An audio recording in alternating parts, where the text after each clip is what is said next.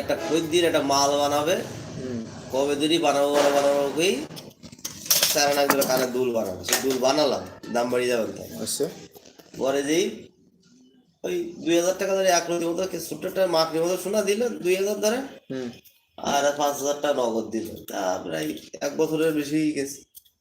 মাঝে একদিন আইসে এসে কষ্ট দাদা, তা আমি আর উদ্যোগ করি করছি যে দাম টাম বাড়িতে নাড়িয়ে কখন কি করতে তো ঠিক নেই, টাকা ফিরে দিলি যাই পাইছি ফিরে দেবো দেবো করছি। আর পরে এসে লাস্টে কষ্ট না আমিও ফিরে, ও মাঝে আমার কাছ থেকে আবার 7,000 টাকা নিয়ে গেছে, তাহলে আমার টাকা আলাদা দিয়ে যায়।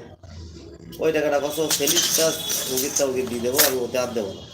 কখন এসে যাবেন তখন আর লাগাই দিয়ে যাবে।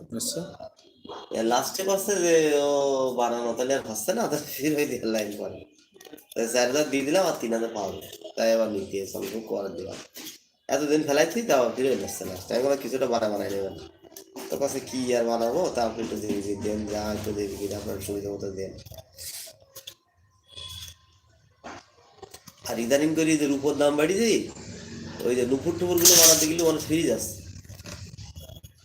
কারণ একজনের নুপুর আগে 8,000 8,500 টাকাই যাচ্ছিল, সেই নুপুরে এখন 11-12,000 টাকা হয়ে যাচ্ছে। আর এই যে আবার ব্যাটটিস এখন তো 3500 টাকা 4,000 কেজির উপর বড়ি ধরা লাগবে, তার 3-4-12,000, তারপরে দিয়ে বুঝলি, তারপরে 3 বড়ি তো হচ্ছে না, 3.5 বড়ি লেগে গেলি প্রায় 14-15,000 13,000 14-15,000 টাকা দিকে নুপুর বানাবে।